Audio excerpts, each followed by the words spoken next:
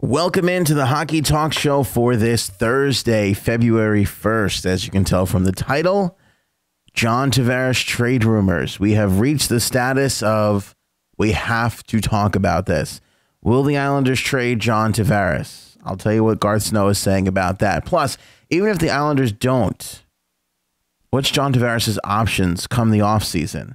Because it doesn't really seem like the Islanders are leaving him much options. They're not playing up to snuff. Last two games have been pitiful for the boys in blue and orange. Can John Tavares go elsewhere? Does he have what he wants elsewhere? Is there money? Is there winning? Is there goaltending? These are three things we're not sure the Islanders have. We're going to tackle that and a little bit more on this episode.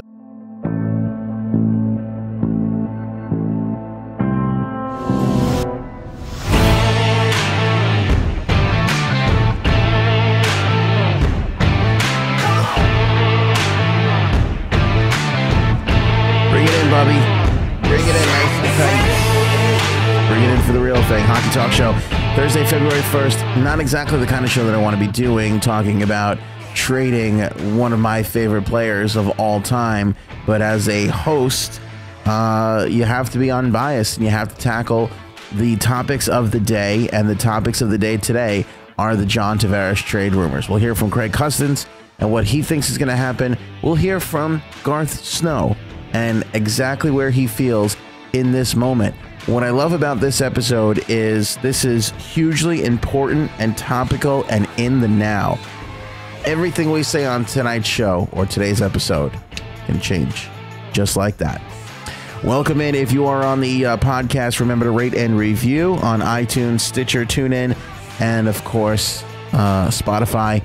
And if you're on Facebook Live or YouTube, remember to hit the thumbs up. Share it on Facebook and Twitter if you can, and let us know where you're listening from and what you want to talk about. We had a great show yesterday, and there were tons of questions, but they all came towards the end of the episode. So if you got a question, we're going to be in and out rather quickly today. So get them in the chat rooms right now. Of course, the phone number available to you if you'd like, 631-438-1768. That's 631-438-1768. Let's talk about John Tavares trade rumors. And then I'm going to tell you what Garth Snow said that might put the kibosh on all of this. But this is what Craig Custance of The Athletic is saying today. This is what his report is today. And by the way, San Jose Sharks fans, you're going to want to listen to all this. Craig Custance is saying that there is a holding pattern around the contract status of John Tavares. That is his report. New York Islanders center is affecting the upcoming NHL trade deadline. That's what he's saying. Tavares due to become an unrestricted free agent. We know this. No sign of a contract extension yet. Custance speculates there are NHL teams keeping salary room open for this summer in case Tavares tests the market. That could make those clubs reluctant to make moves at the deadline where they take on players signed through next season. Interesting point, isn't it? He cites San Jose Sharks, St. Louis Blues as examples. Both clubs need scoring, but their respective management could be reluctant to endanger their cap space by taking on a player with term at the trade deadline. That could make other pending UFAs, such as Buffalo's Evander Kane, more valuable in this year's trade market. I think there is a little bit of truth in what Craig Custance is reporting here this morning. Now, does the Tavares contract gunk up the trade works as far as the trade deadline goes? A little bit. When you're talking about Mike Hoffman, when you're talking about Max Pacioretty, this is all very true. It could keep teams from bringing on these guys with term past next year. And it could, in turn, up the value of an Evander Kane. When you think about the amount of star forwards that are available at the trade deadline that don't have any contract or any term left for next season, Evander Kane is on top of that list. And I couldn't even tell you who is second. So his value is for sure going to skyrocket. Does that mean that Mike Hoffman doesn't go anywhere or Max Pacioretty? I think it definitely means that Pacioretty stays put. But when it comes down to it, teams are going to do what they're going to do at the deadline, and they can't really wait or gamble on if a player is going to be available or not. Evander, Isles won't keep him if they keep losing. Good luck to them. I like these shows, man. Go Caps. You're almost in for the Caps. I thought that Goodbranson would have been a good fit for the Caps, but now, according to Ian McIntyre, I got this report too. Goodbranson kind of wants to stay with the Canucks. That's what they're saying. Weird what's going on with Vancouver, isn't it? And Vancouver, Evander, you'll like this. Vancouver affects Washington in a big way because I could totally see Thomas Vanek in a Caps uniform. Don't you think? I think that would completely work. Speaking of players that have no term, I think Vanek is. So I guess it would be Kane and Vanek, 1 and 2, as far as players you can bring in. Now, I don't know if the Caps really need a whole bunch of scoring help, but I know that Vanek is going to be out there, and I think it would be kind of interesting to see, Vanek with Ovechkin on the other side of Ovechkin, Vanek next to Backstrom. I kind of like 27 or 62 or 26. What is he wearing these days? 62 or 26. I kind of like the idea of having him in our nation's capital. But as far as defensemen go, I thought Goodbranson would have been a good ad for the Caps, but it looks like he wants to stay with Vancouver.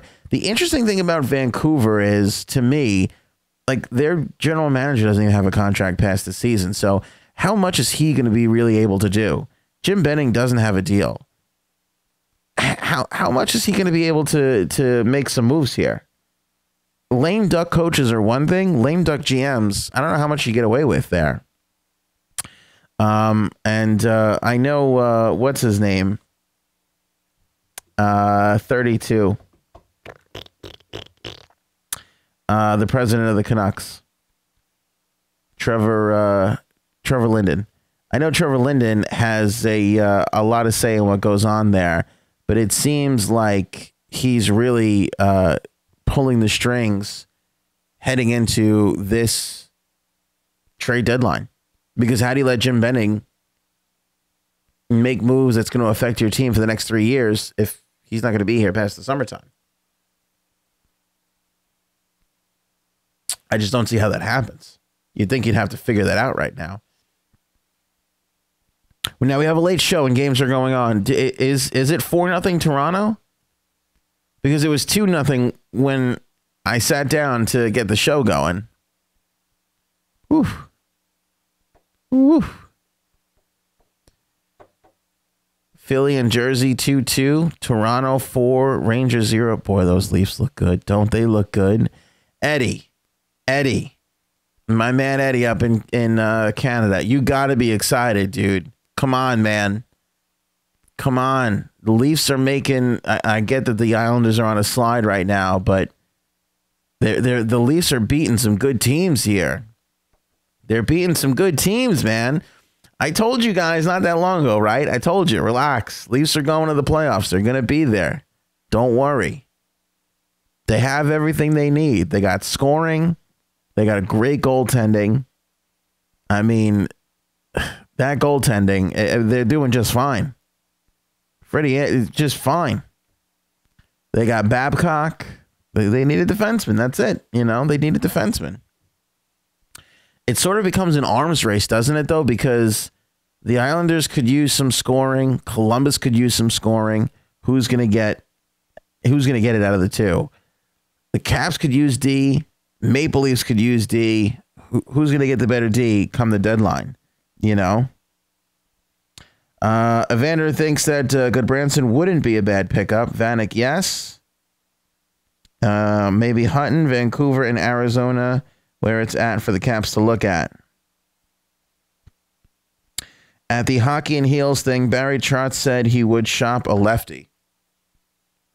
What are they going to do with Barry Trotz at the end of the season? I don't know if he's signed past this year. again, talk about another major, non-player thing besides Jim Benning in Vancouver. What are they doing with Barry Trotz? It seems like everybody in Washington is unhappy with where they are, yet they're in first place. It seems, I got to be honest with you, Evander and all the other Caps fans out there, you getting a little Toronto Maple Leaf-itis right now. A little Toronto Maple Leaf-itis. Feels like I'm dealing with the Toronto media in Washington, D.C. right now. It really does. It really, really does. I mean, it's getting a little crazy. Nobody's happy. Team's in first place. I mean, I think that's good. I think there's hunger. I think that's a good thing, actually, long term. But I just find that to be pretty funny. I just find it to be pretty funny. Eddie holding true to a Leafs fan. I'd be surprised if the Leafs make the playoffs. Leafs are going to walk into the playoffs, my friend. They'll walk in with ease. Tyson, I wish I could say the same with Edmonton this year. LOL. Kind of tough to watch sometimes. Edmonton is brutal to watch. I got to be honest with you. I've stopped watching them. I've really stopped. I haven't really checked in on them. I really haven't. They're so disappointing. How many people had Edmonton for the Cup final this year? I have to go back and look at my predictions. I think I was one of them. Maybe not a Cup final, but I definitely had them going deep in the West. Deep. I mean, it was like exciting. It was like, here they go. They're here now. Finally, we got fresh blood coming out of the West. We'll get a breakup to the logjam of what's been with all the California teams and, everybody else that you're used to coming out of the West. Nashville being a powerhouse, Chicago. Finally thought, here's Edmonton. What are they going to do? 97. Cam Talbot's going to be great. You thought all these great things. Man, that's tough. That's tough. They've fallen flat, and they've got, 35, 40 games left to just continue to just be blah. Daniel, Oilers look like five guys skating in different directions. It just goes to show you can have a great team on paper, but if there's no chemistry, you're up the creek without a paddle. Look at Vegas. Look at you want to talk about chemistry as an example. Look at Vegas. Vegas is nothing but chemistry. They're nothing but hard work and chemistry, and they're doing just great. Let's see here. I just got my skates sharpened going for a Maple Leaf PTO. Ron Hainsey is a god sent to the Leafs. What a great leader for the young D-men. Austin, would you be surprised if the Leafs at least jump over the Bruins for the second spot in the Atlantic Division? No, I wouldn't. I wouldn't be surprised. I wouldn't be surprised at all.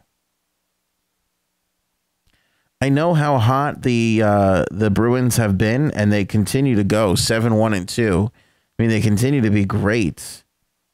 But they're only 3 points ahead of the Leafs. Look at the explosion in offense. Look at what happens when Babcock lets these guys go. And by the way, I don't think it's so much like Babcock holding back the reins. I think it's just the confidence of the players. Like, when they're getting scoring from kids they just called up 4 minutes ago, that brings everybody else up in the locker room. That gets Austin Matthews going a little bit more. It pulls on everybody a little bit harder.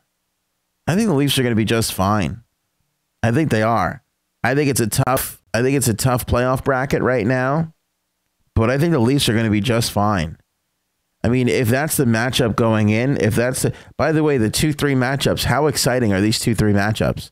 Boston and Toronto, if the playoffs ended today, Pittsburgh and New Jersey. Now, I think that Pittsburgh gets past New Jersey, but I still think that Jersey's going to be tough to play against. Tyson, Edmonton overachieved last year hugely. Saddening that they got to that they go second in the Pacific to close to the bottom of the league. PTSD setting in from the last 10 years. I think they just don't have an identity, is what it is. I think it's a little bit of an identity issue. I mean, look at Austin Matthews. Austin Matthews has Marner and Nylander, Crosby all these years, had Malkin, Kessel later on, Fleury. You look at Chicago with Kane, Taves, Panarin.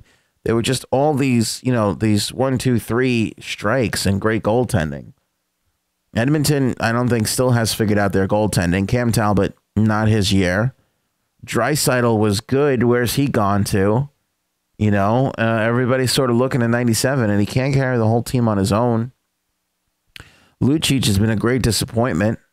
He was supposed to be on Connor McDavid's wing, and he never really got there. So, it just, I don't know. I think they got a good coach. I think they got a great general manager.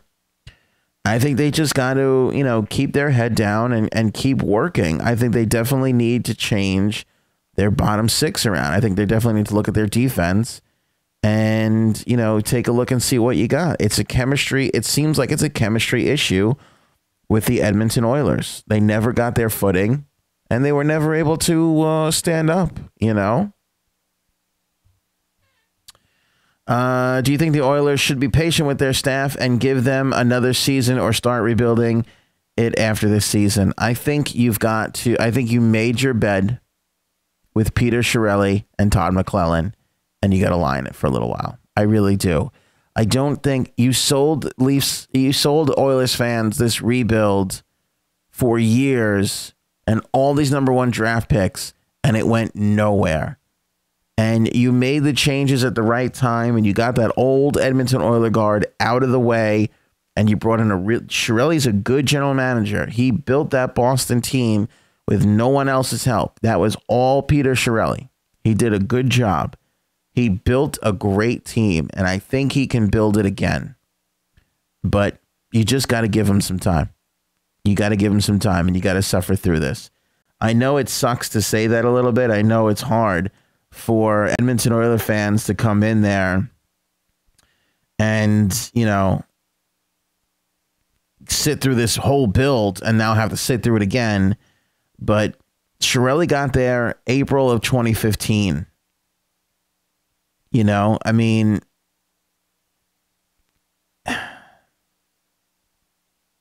you just got Connor McDavid, I mean, you got to give it some time. He's got to address the goaltending. He has got to address the goaltending. He's got to. Someone tell the Rangers to sell and get rid of the coach. Ouch. I don't think the Rangers are ever going to part with Alain Vigneault. I don't think so. I think they rebuild this team. You talk about, Austin, to answer your question for the Rangers, you talk about giving the staff time. Alain Vigneault has got a whole rebuild and then some. Alain Vigneault's not going anywhere. Alain Vigneault is cherished as much as a Mike Babcock is, and they're not paying Vigneault anywhere near what Babcock is making. So, you take that and run with it. You take that and run with it. If the Oilers get another first, I will scream. Daniel, that's hilarious. Eddie, I'll break out in a rash and scream. I know. How many first-round draft picks could this team get? It's unbelievable. But it just goes to show you, it's a falsehood that first-round draft picks win championships. Crosby was able to do it. Ovechkin was not.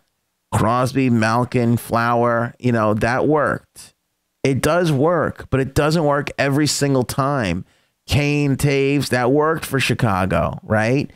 Doughty, Quick, it worked for Los Angeles. It doesn't work for everybody. It doesn't guarantee you a championship right off the bat, Remember to hit those like buttons, guys, on this video and share it around on Twitter and Facebook if you can. But let's get back to John Tavares. Oh, by the way, before we get back to John Tavares, Craig Morgan of the Arizona Sports Network reports that John Chayka isn't expecting any major moves at the trade deadline. This would be devastating to everybody looking to pick apart the Arizona Coyotes, including the New York Islanders. I talked yesterday about the trade the Islanders need to make is to get Antti Raanta. Well, Chayka is saying no major trades at the deadlines. And here's where my frustration comes in with Garth Snow. You think that these guys are working the phones and they're trying to figure things out and they're feeling people out, and maybe they are and they're just not saying anything. But according to John Chayka, he hasn't even answered a phone call yet about anybody on his team. I don't know how that's possible. I don't know how that's possible. I mean, if I were Garth Snow, I would be sending Sherry's Berries over to John Chaika. I would be on a first name basis with his secretary trying to keep John Tavares on my team by picking up Antti Ranta. According to Craig Morgan, he feels there is no longer a need to infuse his club with more youth compared to previous years. While he wouldn't rule out tweaking his roster, he doesn't think there's a need for significant change. John Chaika, by the way, I feel is an idiot. I really deep down in my heart think this guy is an idiot. He doesn't feel there's any need for change. You're at the bottom of the standings. Even if you feel that way, don't say it. Don't say it, you moron. I don't feel there's any. I don't know if there's a reason for any change. Here's a reason. Your team is in last place. You stink. Of course you need to make changes.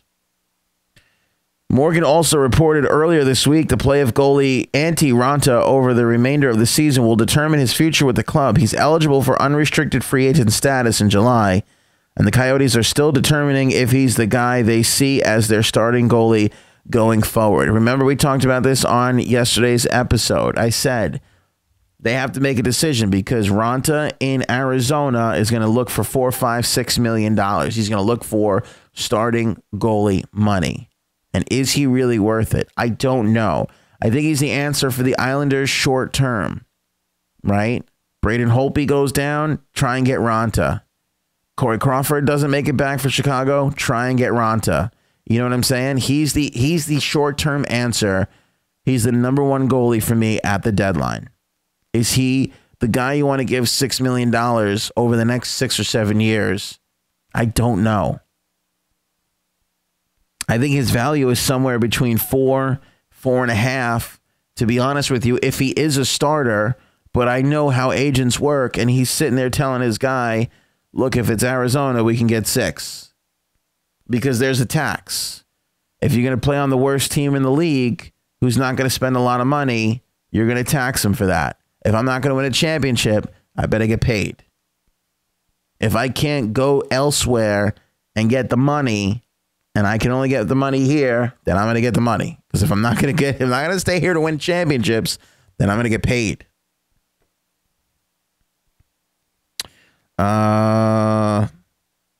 They want to be in last place so they can leave Arizona. I don't know if the Coyotes are going to leave Arizona. I don't know if Gary Bettman is going to relent on that one. I think he's dug his heels in. I really think he's dug his heels in. I don't think he'll let him go. He didn't want to let Atlanta go, and he knew he had to. He had no choice.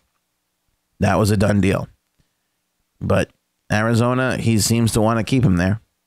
And I understand it, too. It can be a great market if you just have a winner. He just needs to get the ownership to spend the money. And also, he needs them in Phoenix, not where they are now. What type of deal would a team, in your opinion, have to make to get Tavares from the Islanders? It would have to be more than what Colorado got for Matt Duchene. Because just look at the two of them. That's as close as you can get. That is as close as you can get to John Tavares as Matt Duchene. And does anybody have any delusion that John Tavares isn't head and shoulders better than Matt Duchene? He has been. He's been the captain, right? He's a wonderful player. He skates. He works hard. He doesn't come with any of the negatives and the downside that Matt Duchene has, because Matt Duchene has them. Matt Duchene's a phenomenal player, 30 goal scorer, easy.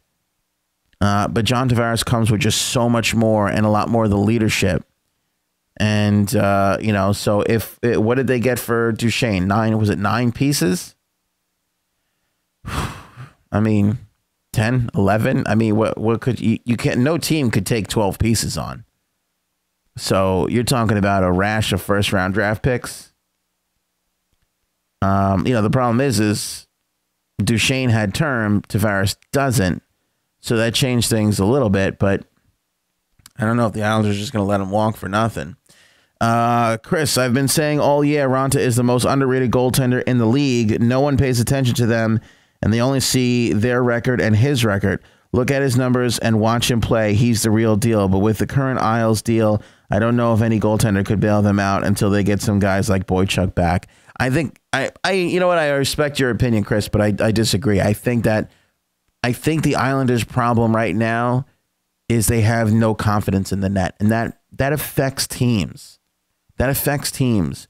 You just look at them. They're all hanging their I want you to watch the Islanders. They're all hanging their heads down low as soon as the puck gets into their net. They have zero confidence because they know they're not getting the big saves from their goaltenders when they need it.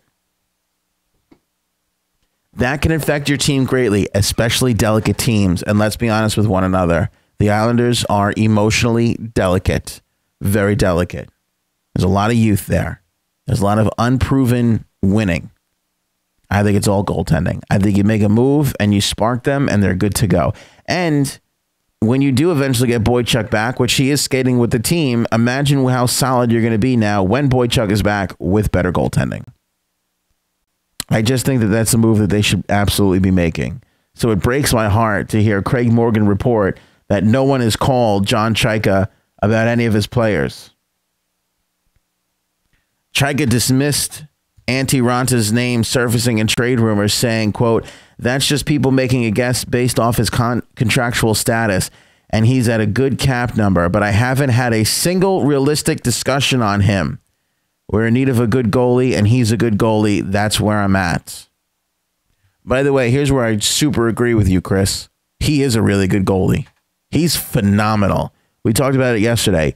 2.5 goals against average on the Arizona Coyotes. He's got better numbers than Lundqvist. He's got better numbers than Braden Holtby. And he's on a big fat loser team. Imagine how great Ronta would be playing on a team with some defense in front of him. Playing on a team that scores more than 2 goals a night. Ronta in Arizona, they're losing games 2-1, 3-2. That's how they're losing games. Or 3-0. You know, whatever Arizona's putting up, he's only giving 2 or 3 goals up a night. And they're still losing. You're right, Chris, because we did the research. He's phenomenal. He's had a good year. Whether he's the long-term answer, again, I don't know. I don't know if you want to rack it up 6 years, $6 million. Because that's a lot to put into a guy who hasn't been a number one for a while. But certainly his track record, Chicago, Rangers, and now Arizona, he has played well. He has played well. Eddie, the Isles are delicate. Better get the drill sergeant from Full Metal Jacket. Show me your war face. Tyson, Ronta, especially being 28, it would be good for the Isles to sign him 2 to 3 years in the offseason if New York picks him up at the deadline. If he gets the Isles in the playoffs and they go deep, Tavares would be high possible to resign with them. And then once Ronta is signed up, bring Sorokin over to be a backup. Tyson, excellent point, my friend. Truer words, buddy. Truer words. That is exactly what they need to do. Figure out their stopgap between what they have now in Halak and Grice and bringing that Sorokin over because he's the future. Nash and McDonough for Tavares and Hosang. What do you think? Nick, I think that's crazy. I don't think that deal ever gets done in a kabillion years.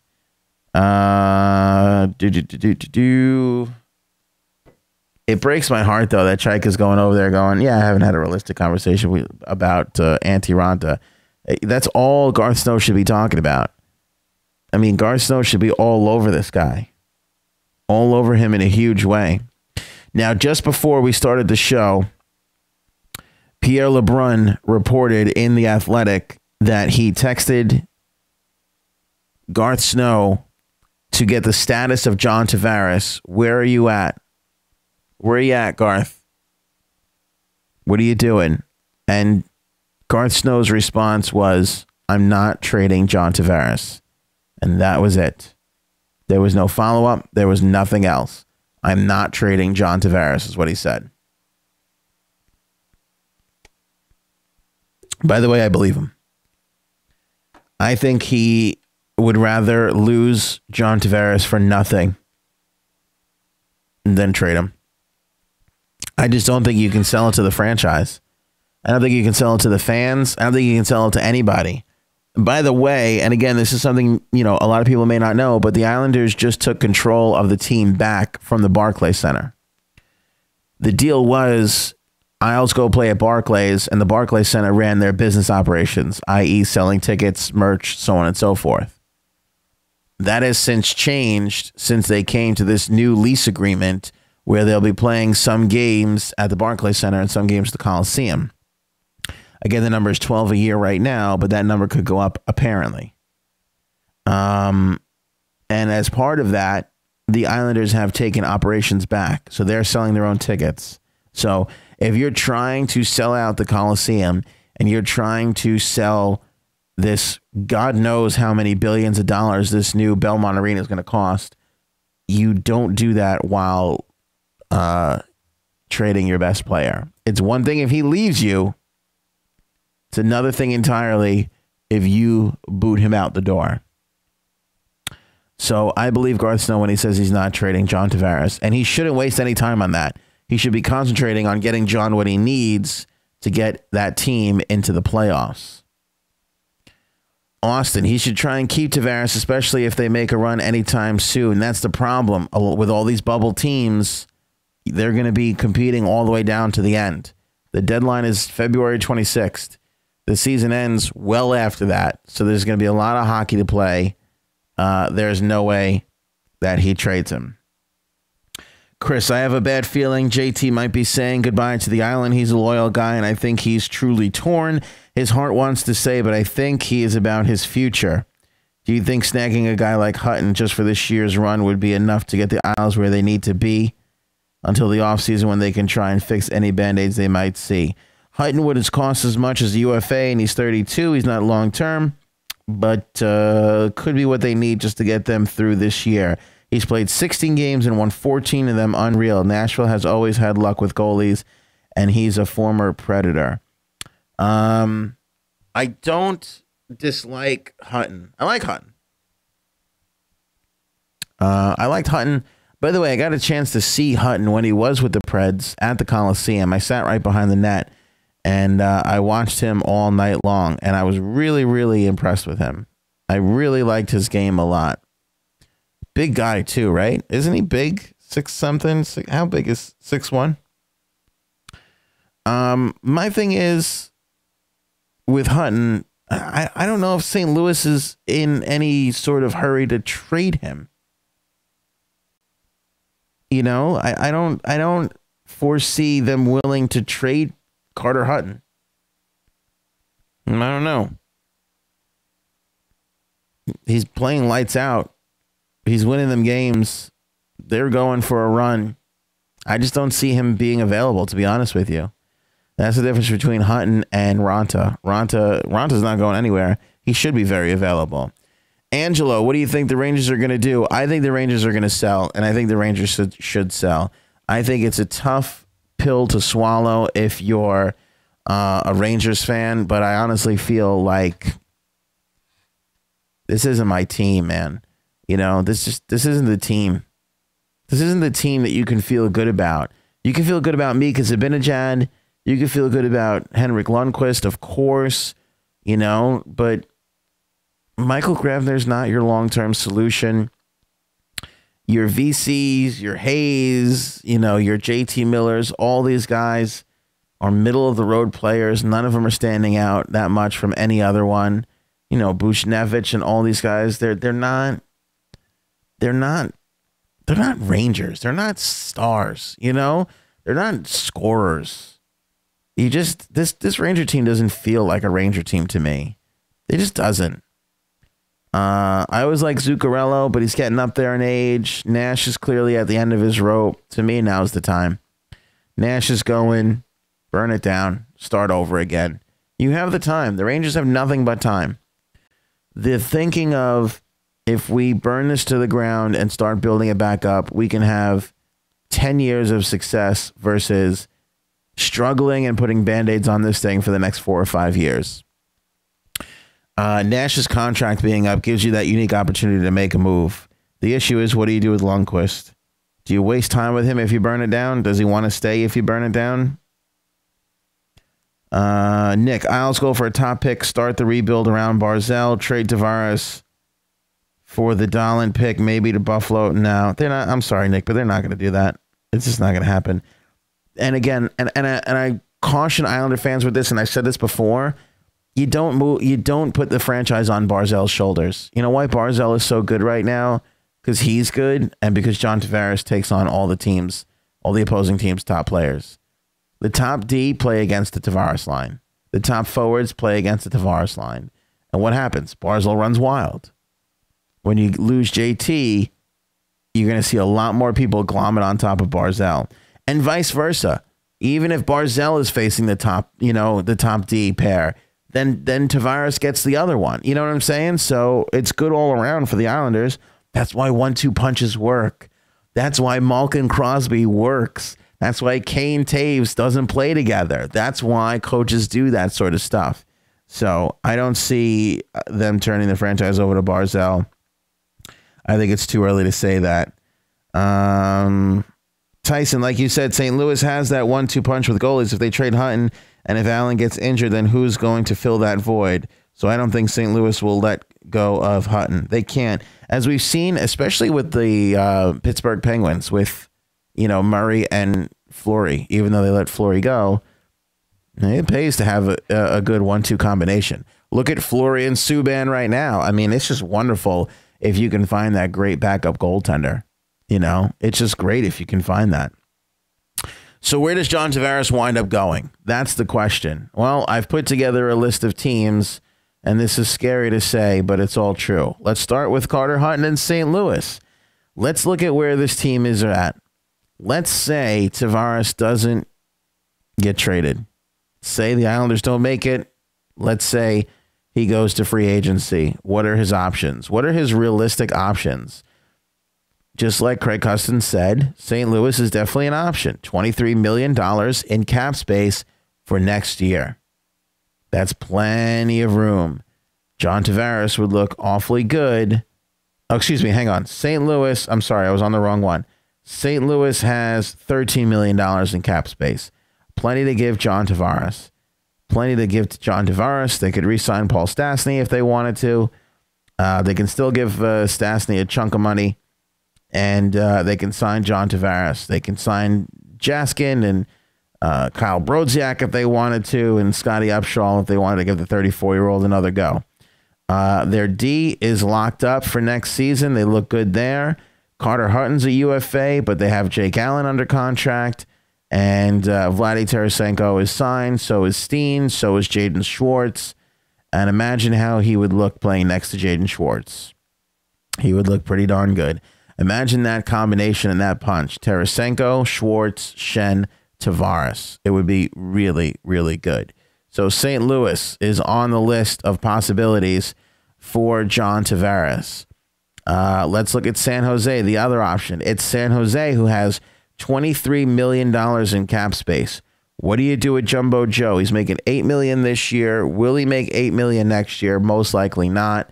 You have Logan Couture signed, Pavelski at $6 million apiece, Bodker at $4 million, Joel Ward's making $3 million, Tomas Hertl is at $3 million, and they go on so far down the line.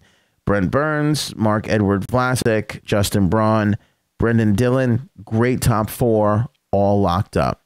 Aaron Dell's a UFA after this season. They'll have to make a decision there, but Martin Jones is signed up. He's going to get an increase at $5 million next year, almost $6 million from the threes making this year. And they still have $23 million in space. That means that they could sign Jumbo Joe to $8 million again if they wanted to, which I don't think they would. And they would still have $15 million to throw to John Tavares. Whereas I think the solo cap for the player is $14 million. So the San Jose Sharks could throw the kitchen sink at John Tavares and realistically get him. they could realistically get John Tavares. And that's it. There's nothing stopping San Jose from offering him a max deal. He'd be the man over there. I don't know if he'd be wearing the C. They do like to take that C off a lot of players and give it to other people. So it's not out of the realm of possibility. But that's the only negative part about it is he might not be the captain. He would be able to surf a lot more. He would enjoy nice weather. He would enjoy beard grooming tips from Brent Burns and Jumbo Joe. He would have that star defenseman that doesn't give up in Brent Burns. He'd have really good goaltending, a phenomenal coach, and a general manager who's really smart and builds good teams. He'd be competing for a championship every single year. San Jose is a strong possibility and up on top of the list. This might make Islander fans cry, but you know who's next on my list of possibilities for John Tavares next season? How about crossing over the other side of Manhattan to the New Jersey Devils? Think about how much this makes sense. Devils next season, $20 million in cap space. $20 million. They have a whole slew of UFAs, including Ryan Clough. I know what you're thinking. Who? Exactly. Miles Wood is an RFA. He can get a minimal raise. Drew Stafford is a UFA. He only made $800K this year. Jimmy Hayes is a UFA, $800K. Everybody else is signed up, locked, and loaded for years to come. Imagine Taylor Hall with John Tavares. Imagine Travis Zajac, second line center behind John Tavares. Is Hall playing center though or wing? I don't even know what he's doing for the Devils now. Imagine Kyle Palmieri getting feeds from John Tavares. Imagine Nico Hischier learning what it's like to be a National Hockey League player from John Tavares. Andy Green is your captain, so I think he would stick with that. Although Tavares certainly would get an A. He would be close to New York City, which we know he likes with the Islanders. Let's be honest. I like to pretend and act like the island is better than the New Jersey. It's not. It's just on the other side. It's Bon Jovi instead of Billy Joel. These are the only differences between New Jersey and Long Island. The taxes still suck. The schools are good. It's better than living in Manhattan. It's all the same. John Tavares makes a hell of a lot of sense as a New Jersey Devil. Let's go further down the list. Montreal Canadiens. Canadiens will have 15 million, almost 16 million in cap space. They desperately need a center. Max Pacioretty's there. If he stays, he stays. Imagine Max Pacioretty with John Tavares. Imagine being able to move Jonathan Drouin to John Tavares' wing. Maybe Alex Galchenyuk will get his act together with John Tavares in the locker room. Andrew Shaw's the tough guy there to protect him. Maybe Brendan Gallagher figures out how to play hockey under John Tavares. We'll see. You have your defense with Shea Weber in there, who's outstanding. Carl Alsner, not great, but okay. Schlemko and Petrie, serviceable. And, of course, you have the best goaltender in the game in Carey Price. You can certainly grab $12 million from the Montreal Canadiens.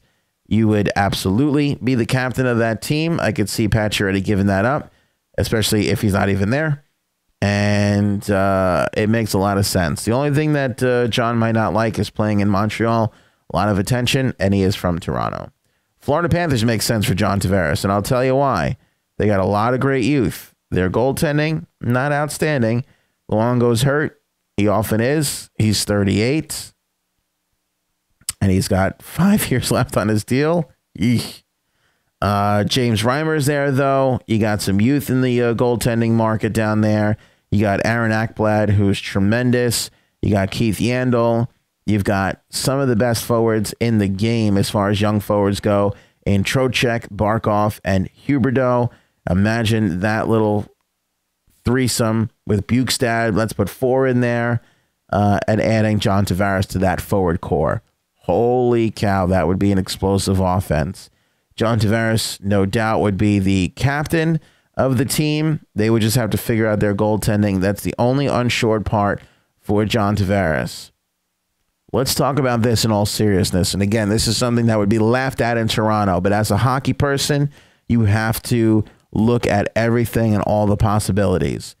John Tavares makes a lot of sense for the Vegas Golden Knights. A ton of sense. Let's go down the list.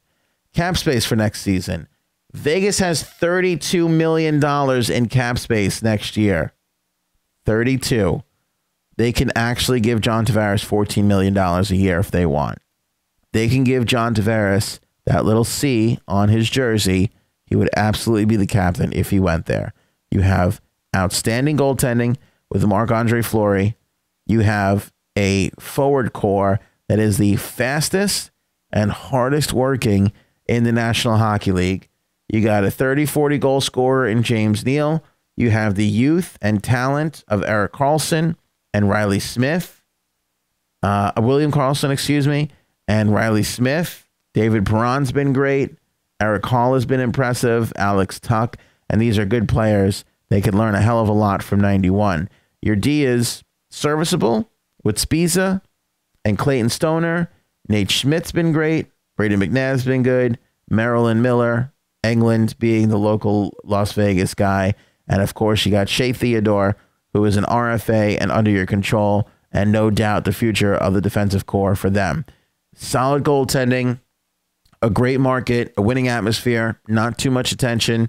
You can be the captain. You can get max money. The Vegas Golden Knights make nothing but sense for John Tavares. In fact, shame on Craig Custance for not mentioning this.